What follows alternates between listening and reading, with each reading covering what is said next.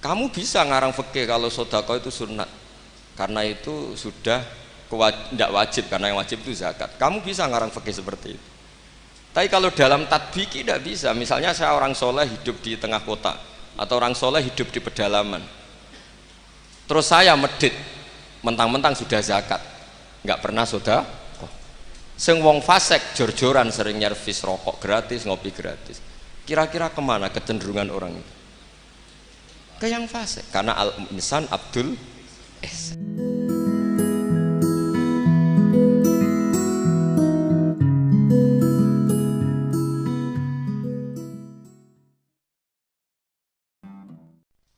Assalamualaikum warahmatullahi wabarakatuh. Bismillahirrahmanirrahim. Rabbi shrah li sadri wa yassir li amri wahlul 'uqdatam min lisani yafqahu qawli. Allahumma shalli wa sallim ala habibika Mustafa Muhammadin wa ala alihi wa sahbihi asma'in, nama ba'du. Ingkang sangat kula hormati Kiai Haji Rasyid bin Abdul Ubab bin Maimun Zubair. Seteng mriki wonten kanca-kanca alumni, wonten Kiai Manan, wonten Kiai Sulkhan, wonten Pak Sukron, Pak Mukhlisin, sedanten Kiai Abdul Jalil, Kiai Muslihan, wonten Gus Sobah, sedanten ingkang kula hormati. Ini mboten niat diskriminasi, tapi niki prioritas santri sarang. Nanti kula ngaji serius 20 menit. Niki kula seneng jejer Pak sinten Sukron deh. Niki Haji Nerian sareng Mbah Mun. Dia alumni yang pernah menyombongi Mbah Mun. Pertama beliau rawuh haji dolan tengen kula. Gus, Mbah Mun mbek kula jebule terkenal kula teng Mekah nih. Kok saged? Karena tiap wong Mekah ketemu kancane Sukron.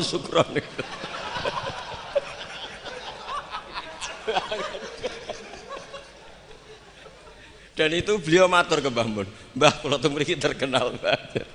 Kok iso Kron? Tiang-tiang mulai Sukron. Ini alumni yang luar biasa niki. Kakak kelas kula 2 kelas. Nggih. Niki nggih kanca kula, nggih musuh kula. Tapi nak teng akhirat pun mboten wani musuhi kula, pun benten kelas mungkin. Mergi kula digiring kalian tiang-tiang sing hafal Quran, ya mbake wis sing hafal jurumiyah. Mboten kelas ya, gimana tengah akhiran mboten. Tapi tak goleki Pak Sukron. Nggih. Goleki. Itu goleki mangke. Kula badhe matur serius sekitar 20 menit nggih. Kula suwun ini khususnya alumni, tapi tidak niat diskriminasi, sinten mawon boleh mendengar ini, karena yang tidak alumni pun kula yakin gadah mahabbah teng Mbah Mun. Kula kados Gus Rasyid nderek matur nuwun sanget doa jenengan teng Mbah Mun, teng Nyai Mastia, teng Nyai Fahima, teng Gus Kamil, teng sedanten Mas saya sarang.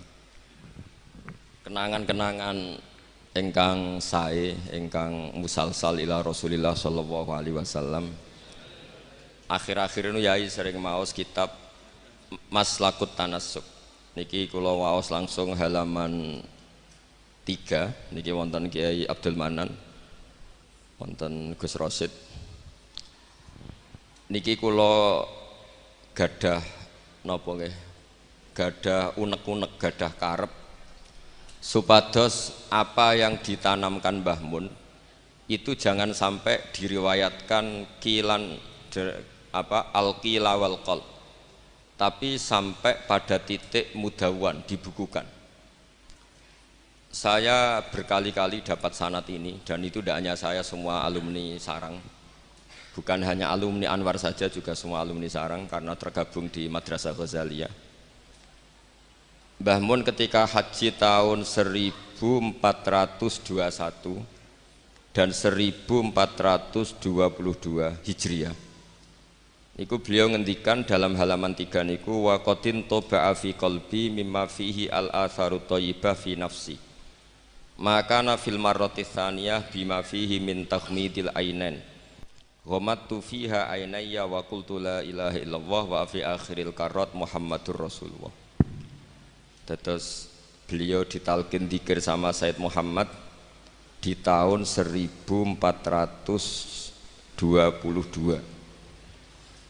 Kemudian kitab ini dikarang, kula balen malih, kitab ini dikarang, beliau hanya punya harapan dan itu dikarang tahun 1422 sak sampunipun haji. Beliau wafat 1440.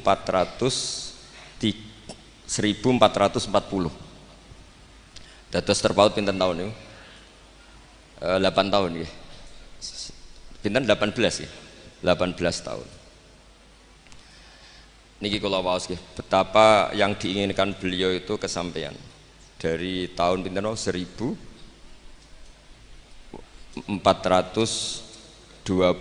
sama 21 ya, sama 22, terus beliau wafat 1440. Terpaut pinten 18 ya, 18 tahun. Beliau ngendikan kula maknani nggih. Niki yang sakral 20 menit. Asal Maulal Karim teng halaman 17. Saya tadi hanya sengaja bawa 7 itu angka kesayangan Mbah Mun juga karena ngikuti Quran dan hadis selalu pakai simbol angka 7. Asal Maulal Karim. Asa menawa-menawa sapa al Maulal Karim, Allah zat sing lomo iku ayasma'a. Menawa-menawa ayasma'a yen to ngumpulna sapa Allah taala, yen to ngumpulna sapa Allah taala nafsi ma'a hamalatil ilm. Di saya ngarang ini semoga Allah mengumpulkan saya, kata Mbah Mun, ma'a hamalatil ilmi sertane wong-wong sing gawa ilmu min ulama'i hadhil ummah, saking ulama'i hadhil ummah, wabil akhosilan kelan khusus ulama ahlil bait utawa ulama'i ahlil baiti ayyaj ma'a nafsi ma'a ulama'i ahlil bait.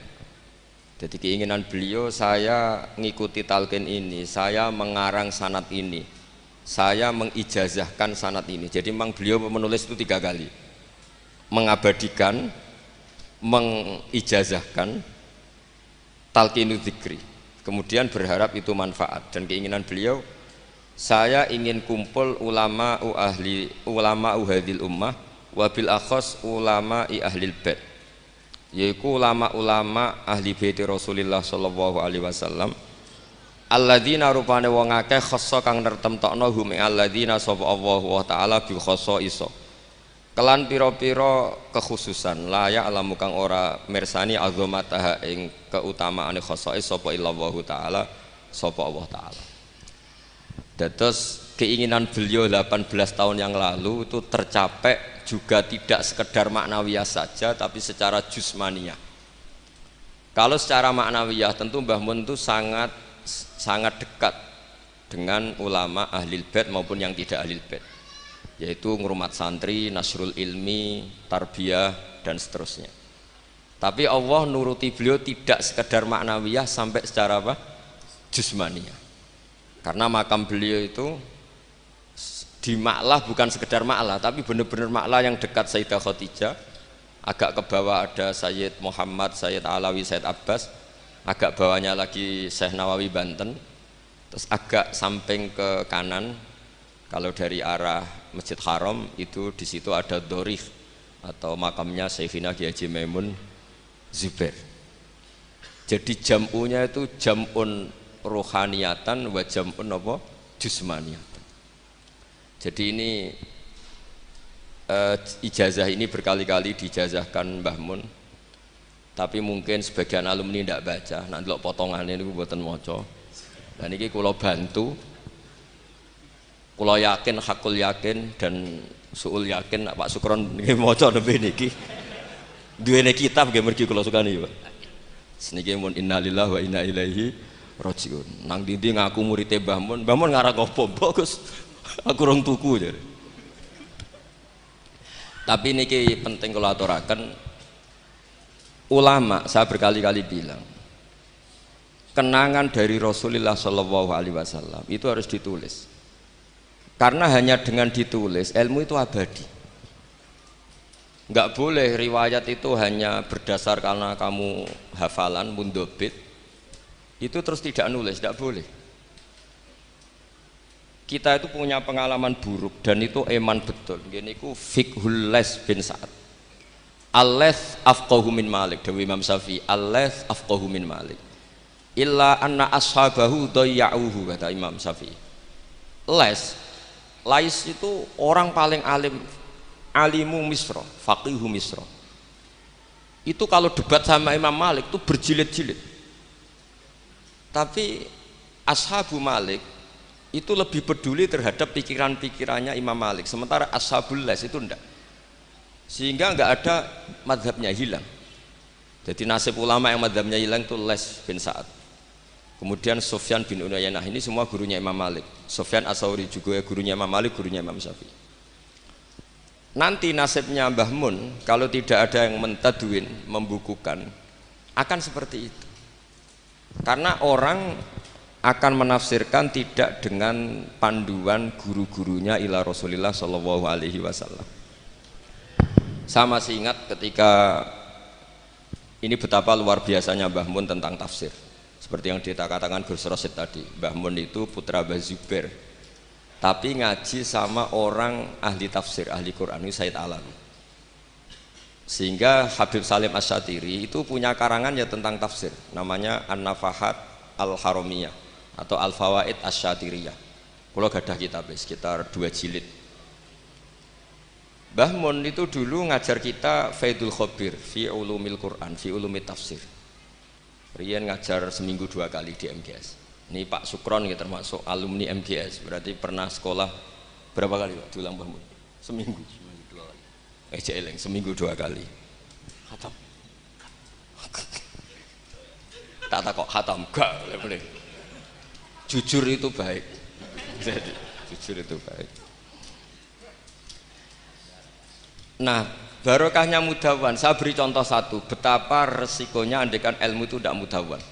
Ya kayak Khawarid itu orang yang ibadahnya khusyuk, tapi itu kecelakaan bagi sejarah umat. Sampai Nabi ngendikan syarru hadil ummah, al-khawarid syarrul khalqi wal khaliqah. Orang Khawarid itu buruk-buruknya makhluk, ini Kak, sabda Rasulullah SAW. Karena orang Khawarid itu menganalisis nubuwah itu dengan pikirannya sendiri, bukan dengan pikiran sing mudawan musalsal ila Rasulillah sallallahu alaihi wasallam. Saya beri contoh yang paling gampang. Ketika Nabi Fathu Mekah itu kan corong Jawa kudune kaul itu semangat tawaf. Tapi Nabi unik, semua sahabat itu tawafu mus'atan, semua tawaf secara jalan kaki. Padahal kayak apa kita diusir dari Mekah, kayak apa kita meninggalkan Mekah secara tidak terhormat. Mestinya Fathu Mekah yang diperjuangkan mati-matian itu menjadikan hal yang luar biasa. Dan kita punya kaidah al-ajur bi qadrit ta'ab, bahwa pahala itu sesuai tingkat kesulitan. Tapi Nabi itu unik, semua sahabat itu tawaf jalan, tapi Nabi itu tawaf rakiban. Nabi dengan santainya naik unta kemudian beliau tawaf. Itu andai kan tidak ditadwin, tidak dibukukan oleh ulama-ulama termasuk Imam Nawawi yang ngarang Majmu', maka orang Khawarid atau yang sejenisnya, nggak usah diterjemah garis keras atau garis apa nanti sensitif, pokoknya Khawarid dan sejenisnya. Dan itu di Mekah, jadi kamu jangan ngait-ngaitkan dengan Indonesia. Itu mesti menafsirkan kok enak Nabi lengas-lengas numpak unta sing liyane mlaku. Tapi barokahnya tafsiran ulama itu dibukukan. Nabi yang saat itu tawaf rakiban, ya, Nabi yang saat itu tawaf secara berkendara itu afdolu mungkin bi alfi fadilatin sampai ila mala nihayatallah daripada yang tawaf masyian. Karena yang tawaf berjalan itu hanya melakukan satu kaidah bahwa al ajru bi qadrit, tapi itu punya resiko fikih jangka panjang. Andai kan Nabi ikut tawaf jalan, maka akan dianggap syarat sahnya tawaf harus berjalan. Dan itu kita kesulitan ketika kita setengah lumpuh, setengah sakit. Lalu kalau kita pakai kursi roda, pakai skuter, dalilnya apa? Barokahnya Nabi tawaf rakiban, maka ada solusi, ada referensi kalau kita tawaf tidak masyian, yaitu dengan cara naik kursi roda dan yang lain-lainnya. Maka ketika Imam Nawawi, maka yang dilakukan Nabi itu fardun alaihi, Nabi melakukan itu harus, karena Nabi harus menjelaskan ke umat bahwa tidak termasuk syarat sahnya tawaf adalah secara berjalan, tapi naik juga boleh. Itu andaikan tidak ditadwin oleh ulama, maka pikiran ini tidak sampai kita. Dan kita rodok-rodok Khawarid, kok enak Nabi, padahal Nabi pas itu ya sehat. Nah sama, ketika Mbah Mun ngersakno Gus Yasin jadi wakil gubernur, juga abahnya Gus Rosid ini Gus Subak kerso jadi DPR RI, Gus Kamil ya ketua DPR Rembang. Itu maka menjadi fikih bahwa ulama itu tidak harus berhadapan-hadapan dengan negara. Buktinya orang sekali berbah Mun, putrane diminta disuruh mengkhidmati negara. Sehingga harus menjadi tradisi besar bahwa ulama dan umara tidak harus berbenturan. Bukan masalah menangkal. Coba kalau itu tidak ada rawinya, paling golek gaji, paling golek duit. Loh itu kan ruwet. Itu tafsiran Khawarij.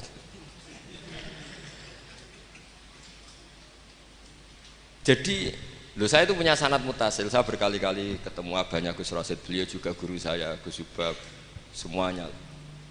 Itu ketika beliau menolak itu Mbah Mun maksa. Gus Kamil dulu pertama disuruh jadi DPR ya menolak, sampai pernah transit di dalam saya di Jogja itu 3 hari. Dan Mbah Mun akhirnya sampai duka harus mau. Tapi lama-lama kita tahu bahwa beliau ingin menyelamatkan Indonesia, bahwa Indonesia nggak perlu dipertentangkan antara ulama dan umar. Nah, itu harus terus. Karena kalau kita ingin versi tertentu, pasti Indonesia itu chaos. Chaos itu ya chaos lah. Huru hara. Kalau huru hara terjadi safkut dima, pengaliran darah. Yang dosa kita. Makanya Mbah Mun sering cerita ke kita. Saya tidak pernah bilang saya, ke kita. Semua santrinya levelnya sama, karena sama-sama dengar. Bedane lali mbek eling gitu, Dok. Ambek paham sama tidak paham itu, Dok. Sebetulnya saya ingin bilang saya, karena saya berkali-kali khossoni bidzalika syekhuna, tapi kita semua sama lah, sama-sama mutawatir sama. Fiqhus siyasah atau fiqhul imamah atau fiqhul khilafah, terserahlah bahasa sampeyan. Itu juga harus diwariskan. Sehingga dulu sampean tak ceritani, dulu yang semi-semi Khawarij itu ya sudah banyak. Wah, Nabi itu harus ngomong akhirat terus, masa Nabi jabat? Oke, dari segi jabatan itu duniawi, kesannya buruk karena jabatan itu duniawi. Tapi kalau dibalik, atardo ayyaku nasolihu tahta yadidz zalim. Kue ridho kalau orang-orang yang nggak sholat, nggak cewek, nggak istinja, mimpin wong soleh. Mesti harus dibalik, harus membolehkan orang soleh yang mimpin orang dolim, jangan dibalik. Wong soleh pokok yang masjid kabeh wiridan kabeh dipimpin wong dolim hanya karena kamu mengharamkan politik. Jadi orang itu harus ngerti. Makanya ketika beberapa nabi itu harus kita tahu, ada nabi yang ngaji terus kayak Nabi Yahya, Nabi Isa. Ada yang nabi yang seumur-umur itu jabat kayak Nabi Dawud, Nabi Sulaiman.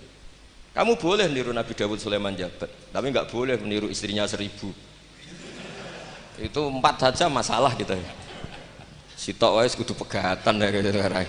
Rai-rai gak meyakinkan ini satu aja sudah. Tapi itu tidak saya loh. Jadi sampai Allah menurunkan ayat am yahsuduna nasa ala ma atahum wa hum min fadli faqad ataina ala Ibrahim alkitaba wal hikmata wa atainahum mulkan azima. Jadi ada orang-orang soleh yang oleh Allah disebut bahwa mereka itu jabat. Gini ku alu Ibrahim. Ada banyaklah orang-orang soleh yang jabat. Mereka adalah orang-orang yang tak kasih kitab, tak kasih hikmah, tapi ya wa atainahum mulkan azima. Nah, ketika Mbah Hasyim di putra Gus Wahid jabat, dulu Mbah Wahab Hasbuwah di anak Gus Wahib juga jabat. Mbah Mun punya putra Gus Bab, abahnya Gus Rosid dulu ya DPR RI, Gus Yasin wakil gubernur. Ini kita sebagai muridnya Mbah Mun bukan melihat urusan jabatan, urusan bahwa kita ikut berbakti sama negara. Makanya ketika Mbah Mun kapundhut hari Selasa tanggal 5 Dzulhijjah, itu saya masih ingat betul. Ketika itu saya di dalam, ada Gus Subab, ada Gus Naji, ada Gus Kamil, ada semua lah. Itu mereka itu kelihatan apa ya, masih nggak sadar kalau abahnya wafat. Kelihatan senang. Senangnya itu karena mereka menyaksikan betapa yang diinginkan Mbah Mun itu kesampaian. Beliau-beliau ini cerita, Mbah Mun itu cerita gini, Cung, aku nak mati Jumat berarti aku wali. Nak mati Selasa aku ya wong alim. Jadi berarti beliau itu milih jadi orang alim. Jadi dia rileks. Terus ada beberapa apa ya, uang lah atau apalah. Kata beliau sama Gus Subab, bilang ke Gus Subab, Bab, jika aku nak teko balekno, nek ora teko bagi ning anak-anak. Jadi semua dipersiapkan. Sebegitu mudah beliau melihat kematian, melihat kabundut, melihat seringan itu. Karena kerinduan seorang wali atau orang soleh kepada Allah itu rindu sekali. Dan ini kita harus punya riwayat, dan itu menjadi fikih besar. Nggak boleh kamu pakai fikih khawarid. Kiai kok jabat, kiai kok kedonyan. Misalnya ono kiai wong soleh ora oleh kedonyan, terus saiki wong salat buruwe wong ora salat, kowe rido? Wong salat buruwe wong ora salat. Mergo sing salat mbok kon melarat. Dadi nak fikih aja fikih khawarid. Fikih sing bener maca majmu'. Nak ora iso maca jerone maca judule. Ya terus enak. Mungkin Pak Tony Pak Sukron, karena dia di Mekah lebih terkenal ketimbang Mbah Mun katanya. Itu Mbah Mun sampai tertawa-tawa. Mbah jebule jenengan teng mriki terkenal kula. Kok iso kron? Lah niku tiyang teng dalam ini Sukron. Ya jadi Mbah Mun punya murid ya macam-macam. Ada yang kayak saya, ada yang kayak Pak Sukron. Makanya saya pertama datang, Sukron dikur, dereng enten. Celuk, nek agak teko agak gelem isi. Terus datang. Tadi bisi saya, Gus aku difoto, nek ora jejer-jejeran gak difoto. Terus saya bilang gini, saya itu kalau di mana-mana sering jejer wong putih, lagi ki jejer wong ireng. Semoga ini kafarohnya saya jejer wong putih-putih. Jadi saya teruskan lagi ya, harus selalu ada riwayat. Makanya saya alhamdulillah pernah diminta Gus Subab, itu ya guru saya, beliau baca manhajnya fikihnya Mbah Mun di acara kesekian harinya Mbah Mun wafat. Karena saya masih ingat betul ketika di Medina saya sering digandeng Mbah Mun. Hak Sholahuddin Al-Ayyubi nganti pintere ngono iku jarene mergo murid Imam Ghazali. Tapi jarene hak mbok murite mbok putu murid. Terus saya bilang putu murid ya impun nate kula hitung nak murid mboten pas, mboten tok wektune. Yes putu murid. Karena saya pernah di masjidnya Sholahuddin Al-Ayyubi di mimbarnya. Itu futuhatnya itu sekitar 815. Jadi kalau tak hitung Imam Ghazali lahir 410, 450, wafat 505, kayaknya mboten menangi. Oh ya senang ngono putu murid. Itu beliau punya konsep mengalahkan pasukan salib. Itu yang dipakai itu kitab Ihya. Itu singkat cerita beliau nyuruh, "Jaiku golek ya." Tak cari, ketemu terus tak tasihkan beliau, ya iku sing tak maksud ya iku. Itu Imam Ghazali begitu fasih cerita tentang penyusunan kekuatan, dan itu logikanya sederhana sekali dari sesuatu yang jibillah, yang normal. Misalnya begini ya, al-insan abdul ihsan, bahwa manusia itu pasti menjadi budaknya kebaikan. Hitung saja sekarang misalnya begini, kita jadi orang soleh, meditera karuan, gremengan, sinis. Yang ini orang fasik, senyum, lomo, apian. Kira-kira orang netral itu kalau jagungan ke kamu apa ke sini? Yang lomo, yang nyaman kan? Sehingga orang boleh mengatakan ketika ngarang fikih, senyum itu sunat di karangan fikih. Tapi di aplikasi nyata tidak bisa. Bagaimana kalau ada orang netral, bisa soleh, bisa fasik, sing fasik senyum, sing soleh merengut, sehingga yamilu orang yang netral ini ke yang fasik. Kamu bisa ngarang fikih kalau sedekah itu sunat, karena itu sudah tidak wajib, karena yang wajib itu zakat. Kamu bisa ngarang fikih seperti itu. Tapi kalau dalam tatbiki tidak bisa. Misalnya saya orang soleh hidup di tengah kota, atau orang soleh hidup di pedalaman, terus saya medit mentang-mentang sudah zakat, nggak pernah sudah. Sing wong fasik jor-joran sering nyervis rokok gratis, ngopi gratis. Kira-kira kemana kecenderungan orang itu? Ke yang fasik, karena al-insan abdul ihsan. Nah hal-hal seperti ini tuh yang dikaji Imam Ghazali, kemudian itu menjadi inspirasi Sholahuddin Al-Ayyubi. Kalau dia ingin solid maka harus berbuat baik sama siapa saja, karena itu cara punya kekuatan. Nah kita enggak, kita ini memaksakan kebenaran tapi prosesnya tidak simpati. Makanya kata para mufassir, walaupun tafadzur ghalidal qalbi lan faddu min khaliq. Itu kata para mufassir, hada sayyidul khalqi wa hada ahabbul khalqi ilallah. Ini Rasulullah, orang paling dicintai Allah. Itu saja sekali salah dalam perilaku sosial, itu bayangannya lan faddu min khaliq, orang akan bubar.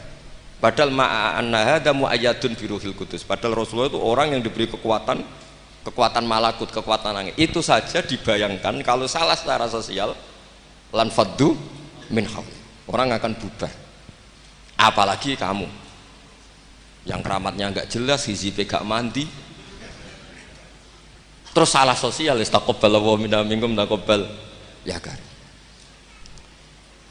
Sehingga Mbah Mun itu baik sama siapa saja, termasuk baik sama Megawati, sama apa saja.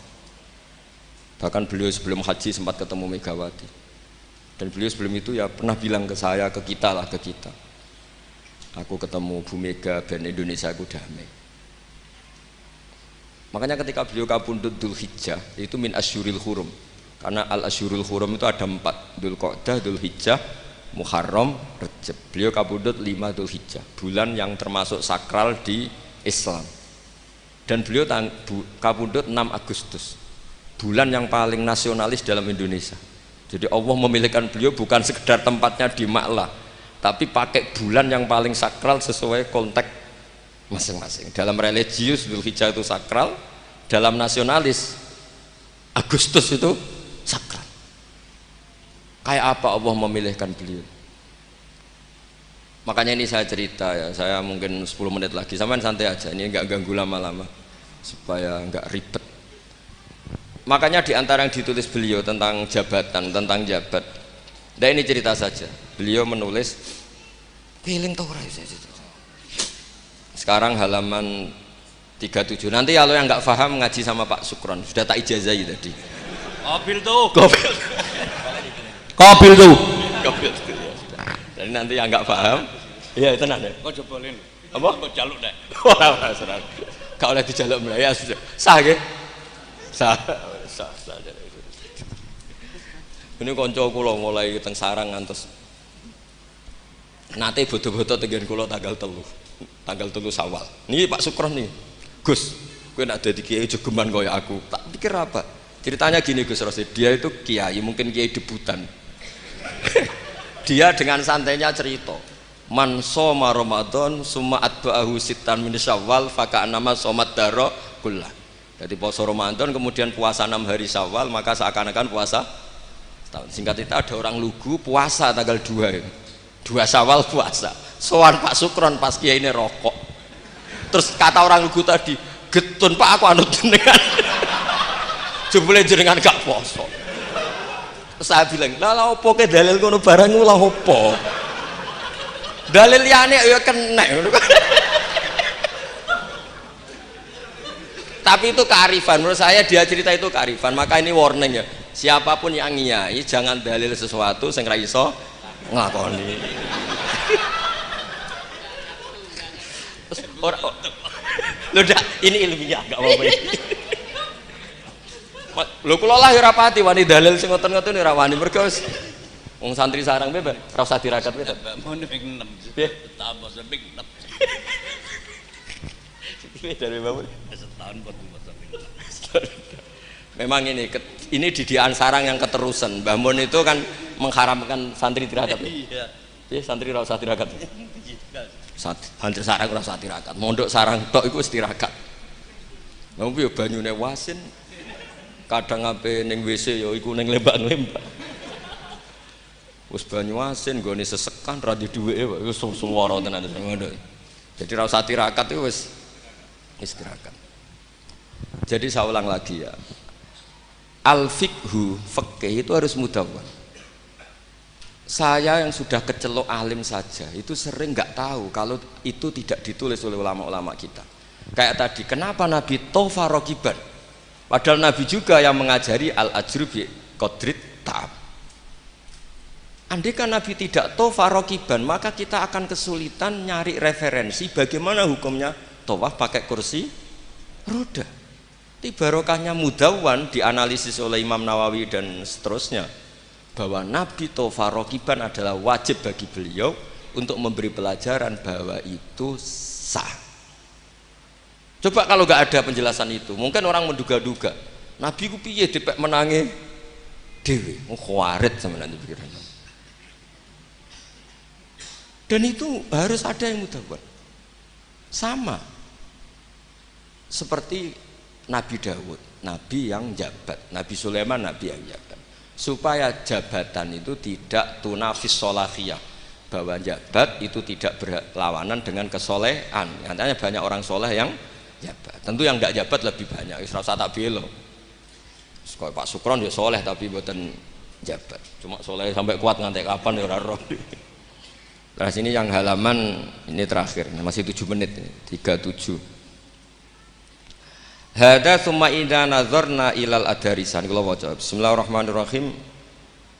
Wal mamlakatani al ukhrayani allatani mazalata qaimataini ilal yaum. Ani al mamlakatal hasyimiyah al urduniyah wa mamlakatal maghrib tawallahuma al hasaniyuna aidan. Artinya Mbah Mun cerita bahwa banyak orang-orang soleh bahkan min dzurriyyati Rasulullah sallallahu alaihi wasallam dan mereka jabat jadi raja, yaitu pasnya di Maroko adalah rajanya Al-Hasani, apa? Hasani. Juga di Ordon, di Jordan itu rajanya Al-Hasani. Intinya Mbah Mun mau ngendikan kamu jangan anti jabatan, banyak orang-orang soleh yang jabat, bahkan bukan sekedar soleh tapi itratu Rasulillah, al-itra at-tahira, itratu Rasulillah sallallahu alaihi wasallam. Ini dan beliau menulis itu. Wal mamlakatani al ukhrayani allatani mazalata qaimatain ilal yaum. Ani al mamlakatal hasyimiyah al ordoniyah wa mamlakatal maghrib tawallahuma al hasaniyah itu. Hada tsumma idza nadzarna ilal adarisah. Adarisah itu Sayyid Idris. Sayyid Idris itu Al Hasani ya. Jadi Al Hasani yang paling populer di Maroko namanya apa? Al Idris. Makanya disebut Adarisah. Yang dzurriyyahnya Al Idris disebut apa? Adarisah. Kayak yang bermadzhab Hambali disebut Hanabilah. Summa idza nazarna ilal adarisa wajadna anna ba'dhum minhum wasalu ila sultanah war riyasah. Faqad sabaqa an assasa Sayyid Idris bin Abdillah daulatan azimatan fil Maghrib wa nudiya bis Sayyid Muhammad As-Sanusi malikan ala Libya. Jadi ini ya saya mau cerita Mbah Mun itu satu khazanah besar, melahirkan murid-murid yang alim alamah ya banyak sekali tidak bisa dihitung. Melahirkan murid yang bahkan putra yang cakap politik banyak. Siapa yang enggak ngakui alimnya Gus Najih? Siapa yang enggak ngakui fleksibelnya Gus Subab di jabatan Gus Kamil? Itu enggak bisa terhitung. Makanya ini khazanah besar, enggak usah dibentur-benturkan. Ada yang nekuni alim, ada yang nekuni jabatan. Semua itu untuk li'ila'in apa? Kalimatillah. Jadi ini enggak ada masalah. Wonten sing kono kok Pak Sukron wis urip kok wis meneng ae. Sok urip ngono ae. Tapi tadi sudah tak ijazahin. Nanti pokoknya ini kalau nggak paham tanya Pak Sukron. Assalamualaikum warahmatullahi wabarakatuh.